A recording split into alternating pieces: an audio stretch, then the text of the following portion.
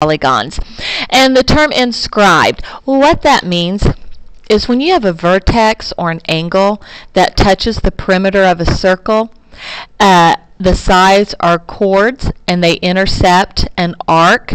This is inscribed because it's touching, the corner is touching the edge of the circle. So angle DEF, this is an inscribed angle. So we'll label that inscribed angle right here. And DF is an intercepted arc.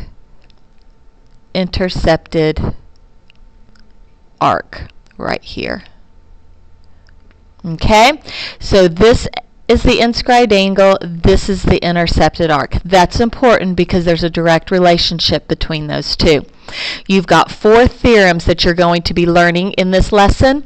So again, lots of memorization for chapter 10.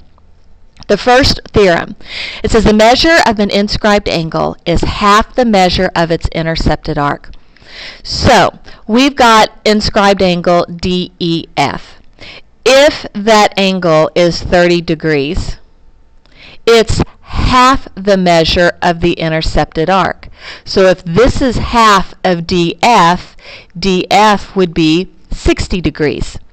Half of 60 is 30.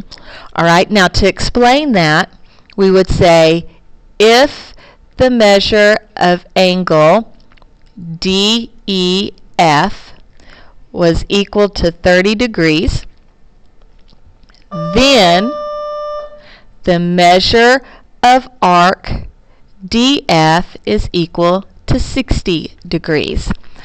There's a direct relationship right there. Central angle, if we had a central angle, the central angle, remember, equals the arc, but if it's inscribed, it's pulled back further, making it a smaller or more narrower angle. Therefore, it's only half of the intercepted arc. Now, the next theorem. If 2 inscribed angles intercept the same arc, then the angles are congruent. Now, looking at this picture, it can be pretty tricky. So what I'm going to do is I'm going to take a highlighter and highlight angle ACD. Okay? Notice that that angle intercepts this arc right here, AD. All right? Now, I could also look at this angle ABD as well. Notice that it opens up and intersects the same arc, AD. If that's the case, then we would say that angle ABD is congruent to angle ACD. All right? So if angle ABD and angle ACD intercept arc AD, then angle ABD is equal to angle ACD. Okay, this one can be very confusing when you see it in a picture. It's a little bit harder to determine because there's a whole lot going on.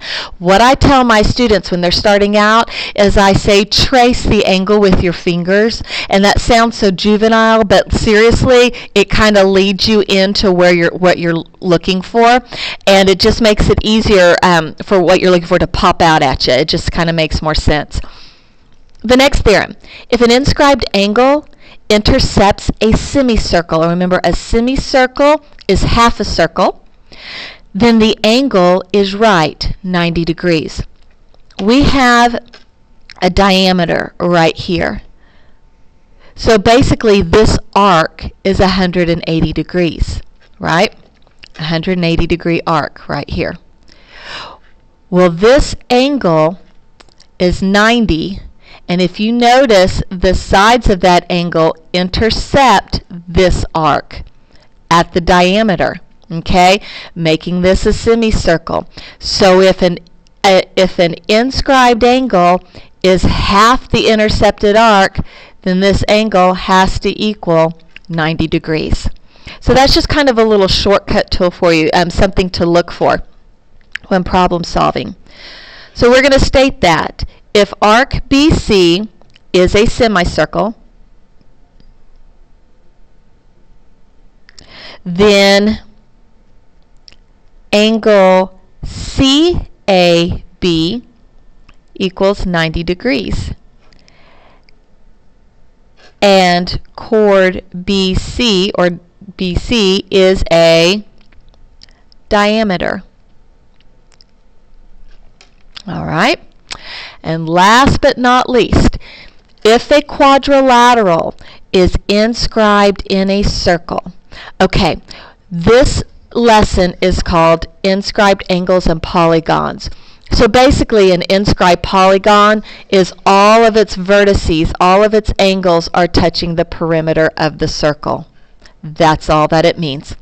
So if you have a quadrilateral inscribed in a circle, then its opposite angles are supplementary. And remember, supplementary means that they equal 180 degrees. So angle B plus angle D equals 180. Those are opposite angles. Angle A plus angle C equals 180. Those are opposite angles. So we would write that out. The measure of angle B plus the measure of angle D equals 180. The measure of angle A plus the measure of angle C equals 180 degrees.